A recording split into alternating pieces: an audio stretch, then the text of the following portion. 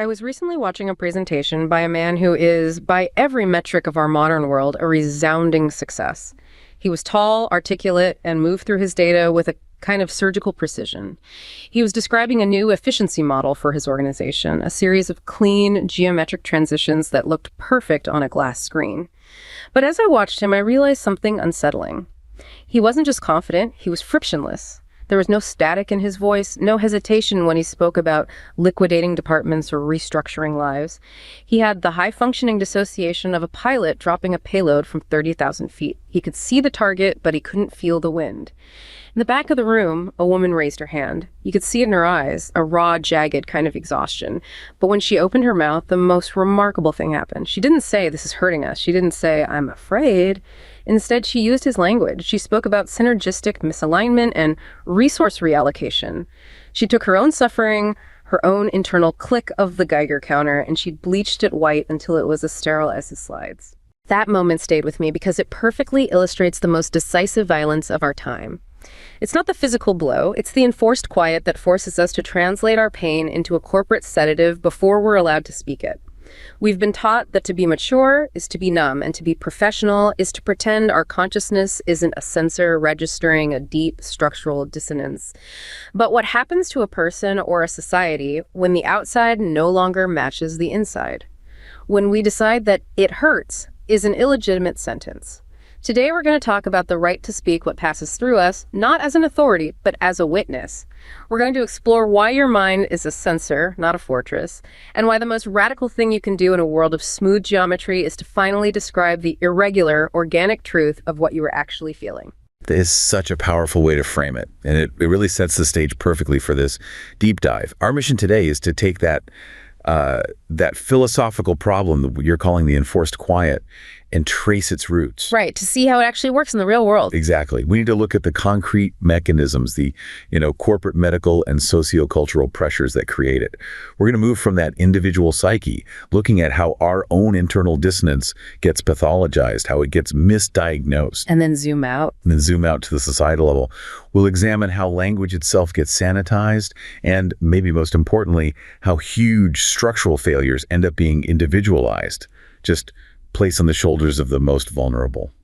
Okay, so how are we going to structure this exploration? Well, to keep it organized, we're going to investigate three, I think, really interconnected themes. First up, we'll examine the psychological price of all this performance and the real cost of mislabeling our internal truth. We're calling that the frictionless facade. The frictionless facade, I like that. What's the second part? Second, we'll dig into the cultural and linguistic pressures that basically force us to sanitize what we're actually feeling. That's what we can analyze as the translation trap. The translation trap, okay. And finally, we will explore the kind of radical resilience that's required to maintain what we are calling epistemic dignity. This is what happens when you're facing, say, military or societal crises that are actively demanding that you perform a lie or a false compliance. Okay, so let's start with that frictionless facade. The story of the leader and that exhausted employee, it just perfectly illustrates how these high-pressure environments, you could be talking about Silicon Valley or the super competitive globalized economies in places like Singapore and Malaysia. They select for a very specific and often, I think, profoundly damaging set of traits. Absolutely. The system itself, through its selection pressures, it elevates the kind of individuals who can maintain what we call operational continuity, precisely by turning off all their internal noise. Our sources for this identified three really key traits that get rewarded in these high-stakes environments. The first one is certainty without curiosity. Certainty without curiosity, what does that look like in practice? It's the ability to commit, fully and flawlessly to a course of action without ever really stopping to ask about the moral premises of the objective or the human consequences of the transition. It's almost the opposite of wisdom, isn't it? Wisdom demands that you check the map, that you question the path, but the system just rewards this kind of blind, self-assured, forward momentum. It does. And that is so closely linked to the second trait, which is instrumental reasoning. Instrumental reasoning. This is being, hyper-competent and incredibly skilled at achieving very specific defined objectives. The how, while being fundamentally incurious with the larger question of whether those objectives actually contribute to, say, human flourishing or the societal good. It's proficiency completely detached from purpose. That's a perfect way to put it. So if the CEO says, cut 30% of the budget, the frictionless leader doesn't ask, how will people survive? They only ask, what is the most geometrically clean way to execute this order? Precisely. And that requires the third trait, immunity to self-doubt. This resistance to any kind of internal questioning is what maintains organizational confidence. It keeps the project momentum going. But at a huge cost. At a huge psychological cost. Because it allows that leader to just override their own capacity for empathy, for doubt. They are operating effectively as an abstract resource managing other abstract resources. This is high-functioning dissociation, and the system rebrands it. It calls it professionalism or high leadership potential. You know, what's so complex about this idea of high-functioning dissociation is that it often starts as a survival mechanism, right? It's frequently linked to complex trauma, but then in these elite corporate contexts, it gets twisted into an organizational asset. That's the core paradox. It allows a person to just seal off overwhelming pain, or in the corporate world, to seal off the consequences of their own harsh decisions, all in the name of success. The internal censor is just.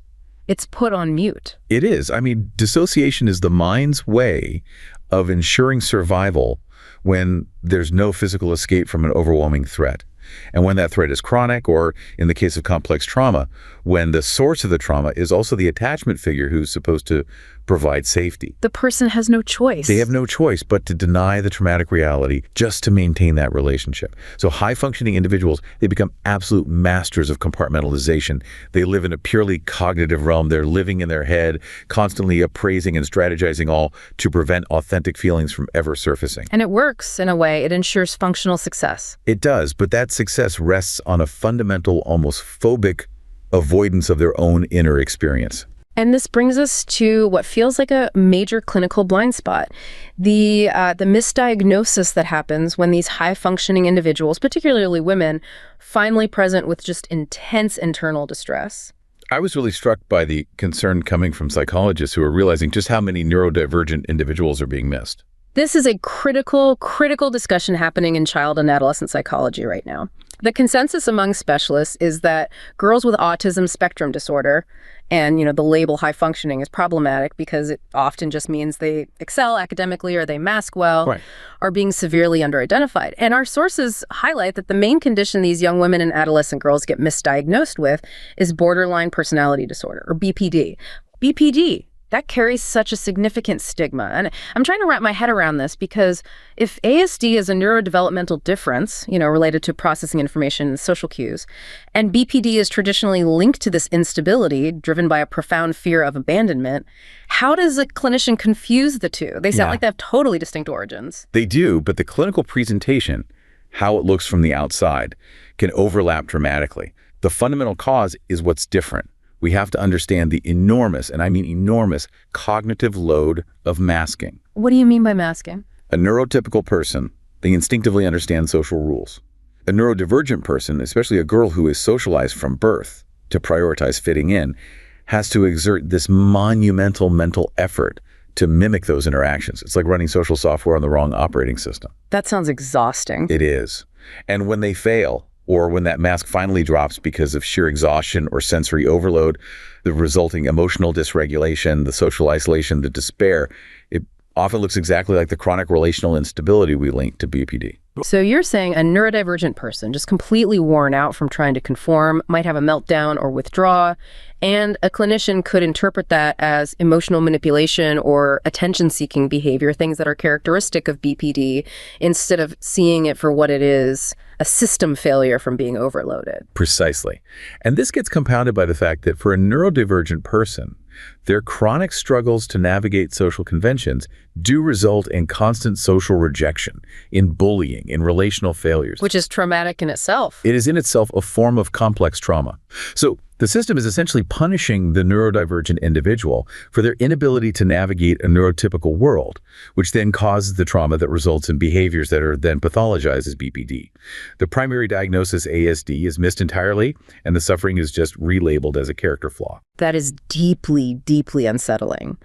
And one of the key manifestations of this struggle, something particularly associated with BPD, but also seen in these intense trauma responses, is splitting. Can you define splitting for us and maybe explain why it makes forming stable relationships so incredibly difficult? Sure. Splitting is a really extreme form of cognitive distortion. It's where black and white thinking is amplified to the point that a person is just incapable of holding two opposing ideas, good and bad, love and hate, Yeah. about the same person or even themselves at the same time. It's a defense mechanism. It's a defense mechanism, yes. Right. So in a moment of crisis or a perceived threat, they might instantly flip from intense idealization of someone, you're the only person who understands me, you're perfect, Yeah. to intense devaluation. I hate you, you are evil, get away from me. Wow. That must be an oscillation between extremes that is just terrifying for the person experiencing it and for anyone trying to maintain a relationship with them. It creates profound relational chaos because there's just no middle ground. There's no gray area for nuance or imperfection or even minor disappointment. The source material notes that this pattern makes forming and maintaining stable interpersonal relationships exceedingly difficult. Which then reinforces the core fear of abandonment that often drives the BPD diagnosis in the first place. Exactly. It creates this vicious, self-fulfilling cycle of trauma and rejection. And all of this complex internal work, the masking, the dissociation, surviving the trauma, it brings us right back to the body as the ultimate honest censor. When our consciousness is forced to perform or suppress, the body, it seems, retains the raw, organic truth of that enforced quiet. The body absolutely becomes a Geiger counter for chronic stress and unresolved trauma. When verbal expression is suppressed, when we are forced into that enforced quiet you described, emotional distress is, I would say, inevitably somaticized. The body takes the hit. And what does that look like? We frequently see common physiological complaints that seem to defy any simple explanation. Things like diffuse somatic pain, including chronic abdominal or joint pain, persistent muscle tension, and just severe debilitating headaches. And difficulty sleeping or insomnia isn't just a symptom here, it's a long-term struggle. Exactly. We are talking about years of chronic sleep deprivation that often predate any formal psychological intervention. And this isn't simply a matter of the mind worrying. This is a measurable neurobiological state known as constant hyperarousal. Okay, let's unpack that for a moment. What does chronic hyperarousal actually mean for an individual's physical day-to-day experience? It means the stress system is permanently switched on. The body is constantly flooded with high levels of stress hormones, primarily adrenaline and cortisol, which mimics a perpetual state of being in immediate danger. Like the feeling of a near miss in a car, but all the time? That's a good analogy. Physiologically, this results in constant feelings of restlessness, irritability, and muscle tension. It reduces blood flow to the digestive system. It interferes with sleep regulation. But the truly insidious part is the consequence for enjoyment. How so? When you are hyperaroused, even normally pleasurable feelings like excitement from exercise or intimacy or joy can trigger the body's alarm system.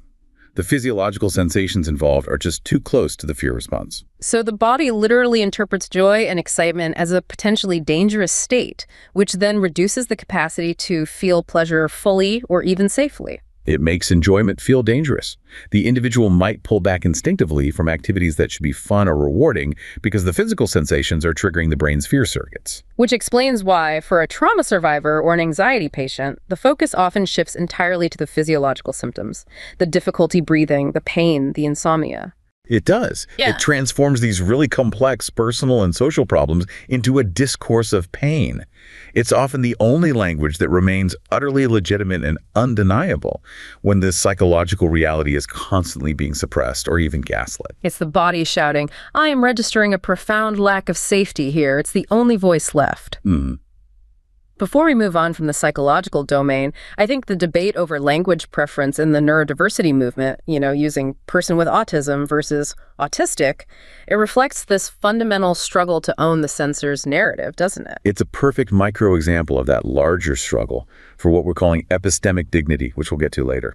The neurodiversity movement strongly, and I mean strongly, favors identity-first language autistic, insisting that autism is an integral, non-detachable part of who they are. It's not just a medical condition that afflicts a person.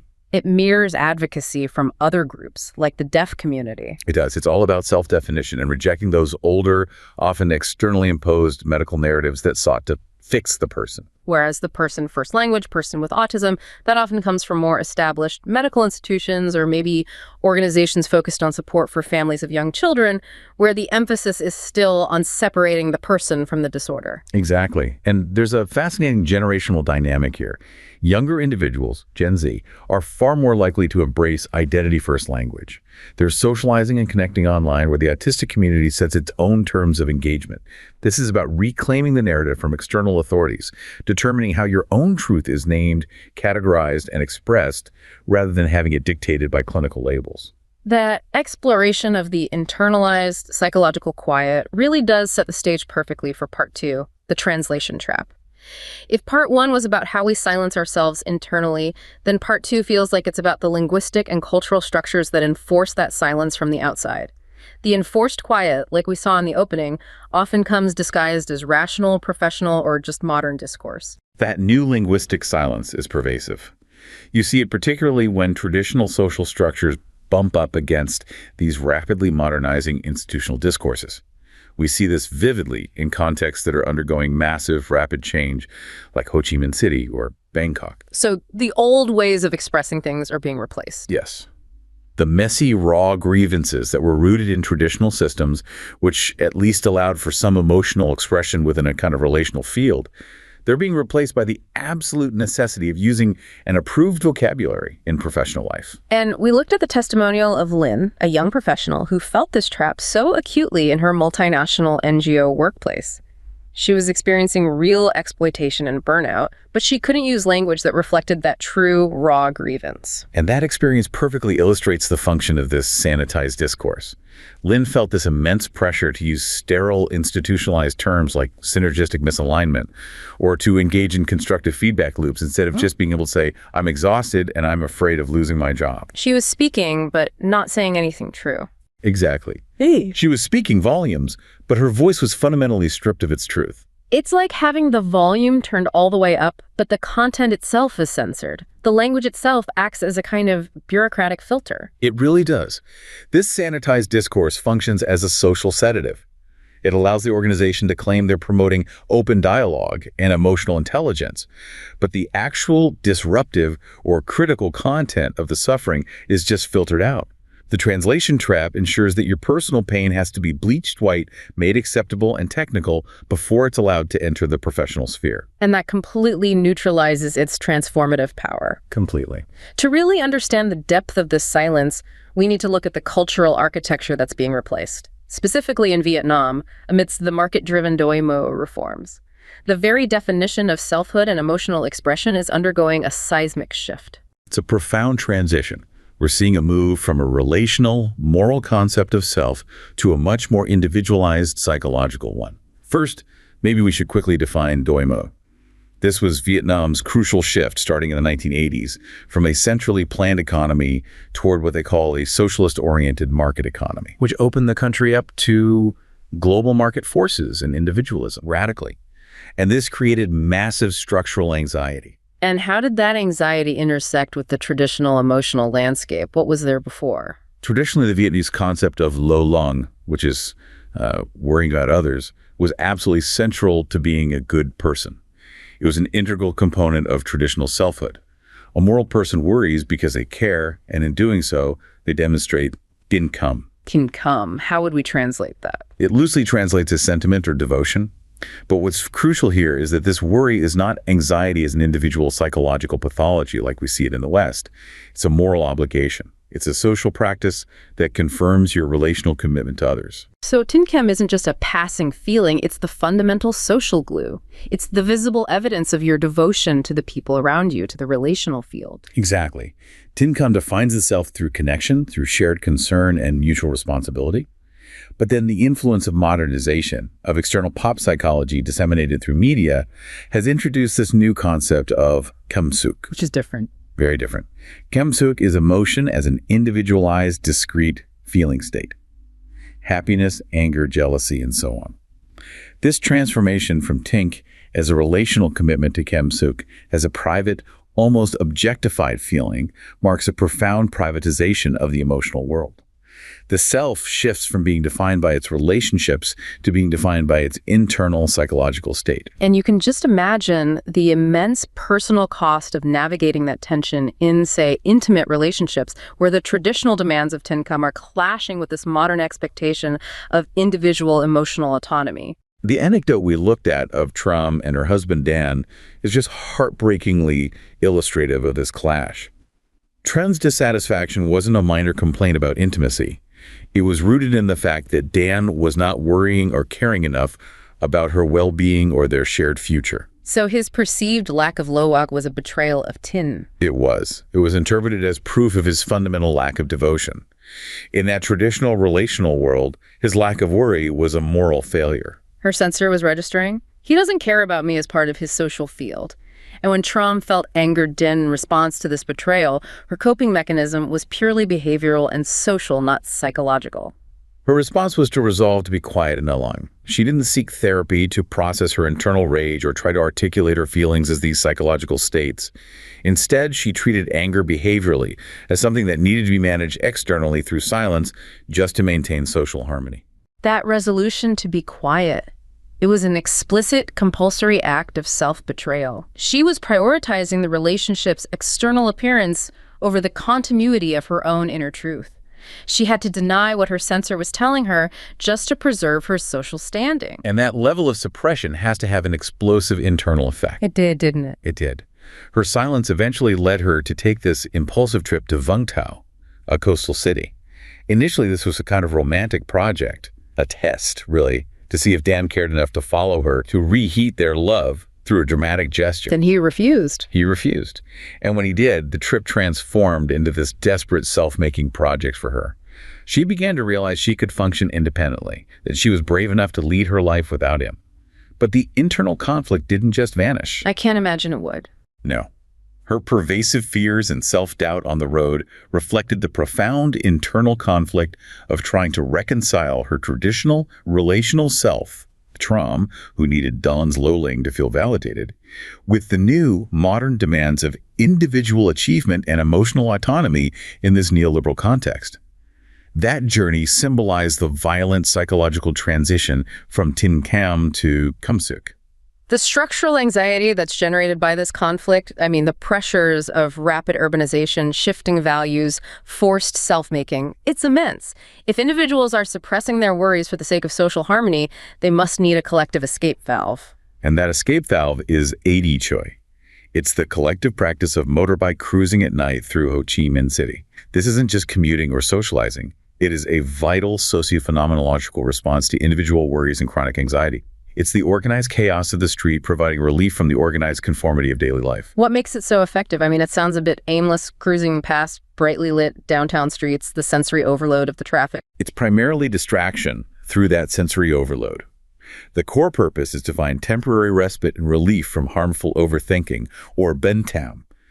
What's crucial is that people are actively seeking to dissolve their demanding individualized self into the surrounding noise, to become part of an undifferentiated mass of traffic. So that anonymity is key. Anonymity is absolutely key. It provides a brief escape from the demanding pressures of urban self-making projects that require constant self-monitoring and performance. So for a moment, when they stop being Trum or Lin, the person who has to conform and succeed, and they become just a person on a motorbike in the flow, the sensor can finally relax. Exactly.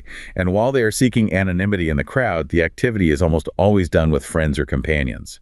And this allows for the opportunity to confide in others about their deep-seated problems, career stress, family issues, relationship turmoil, temporarily alleviating the anxiety through shared experience and communal solidarity, away from the judgmental eyes of their traditional relational field. It's a temporary, fluid, anonymous space where the suppressed truths we've been talking about can momentarily surface and be witnessed collectively.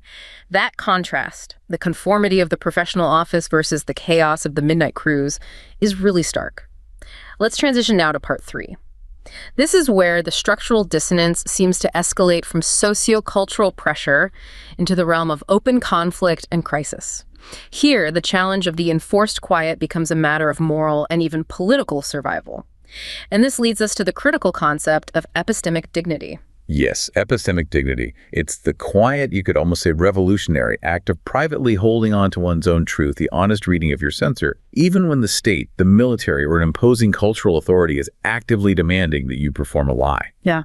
That you engage in false harmony. It's the refusal to commit that compulsory self-betrayal when the costs are existential. That's it. And this concept connects directly to a broader and I think essential critique of global power dynamics. Specifically, how universal human rights norms, which are often rooted in Western secular liberal values, get imposed on contexts in the global South, like Indonesia or Myanmar. The risk here is the reproduction of what's called epistemic violence. If you force a local culture or a society that's struggling with conflict to adopt frameworks for justice or rights that completely alienate their existing systems of knowledge, their moral understanding, their local epistemology, you are essentially telling them their censor is wrong. It's a form of gaslighting on a global scale. It is. People like Talal Asad critique human rights universalism by pointing out that secularism is not a value-free framework. It's a hegemonic discourse that can marginalize, undermine, or even erase communal ethical frameworks that don't fit its secular individualistic grammar. Can you give us an analogy for what epistemic violence looks like in practice? Sure. Think of it this way. Epistemic violence is like telling someone, your language for describing pain is invalid. You must use my language if you want to access justice.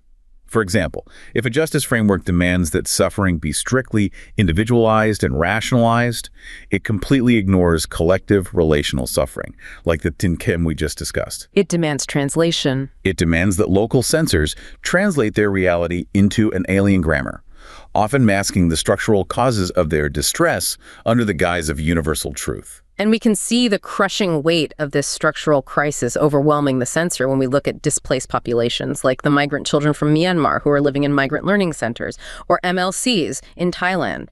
They're grappling with two layers of crisis: their immediate challenging living conditions and the ongoing trauma of the conflict they fled. The data we examined from those contexts is striking. It shows that the ongoing conflict trauma far outweighs their immediate living conditions in affecting their emotional well-being. A massive 82% of students reported that the conflict situation in Myanmar currently affects their emotional well-being negatively. 82%. And for nearly 40% of them, it strongly or always affects them. So they may be physically safer in Thailand, but their minds, their sensors, are still registering the danger back home. And what stands out most in the data is the profound gender disparity in how this trauma is being internalized and then expressed somatically. Yes. The enforced quiet is affecting girls disproportionately, and the distress is physicalizing. Girls reported significantly higher rates of negative impacts across the board. For example, 76% of girls reported experiencing chronic headaches in the last month, compared to only 41% of boys. So they are manifesting their psychological pain through somatic complaints, just like the trauma patients we discussed in part 1. Why the disparity in these crisis contexts? Well, girls cited deep worries about the future and family issues, specifically the challenges of acquiring legal documentation more frequently than boys did.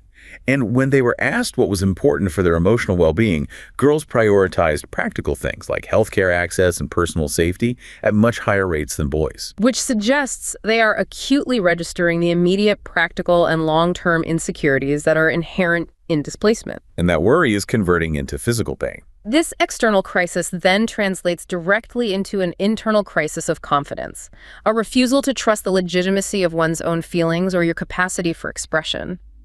The enforced quiet becomes institutionalized through a fear of stigma. The statistics are clear indicators of this self-silencing. 59% of students reported they were not confident to talk about their emotional well-being with others, and nearly half, 48%, felt unable to ask others for help. And the barriers weren't a lack of opportunity. No. The primary barriers they cited were anticipated or experienced stigma and embarrassment, compounded by just not knowing who or where to turn for help. The censor is screaming, but the social capacity to communicate that distress is completely blocked by the environment. We have to contrast that vulnerability with the incredible active resilience shown by those who are attempting to provide continuity of education amidst this chaos. The revolutionary teachers in Myanmar's parallel education systems post-coup. These female community teachers are operating under almost unthinkable conditions of continuous threat. We're talking about teachers in regions like Karen State, where military operations are frequent, who report not being able to sleep because of the constant sound of cannons firing and explosions. The danger is not abstract for them. It is not abstract at all. We know of the tragic killing of a pregnant colleague who was unable to escape a military operation that targeted a village school. That level of chronic exposure to threat should induce mass trauma. Yet these systems continue to function.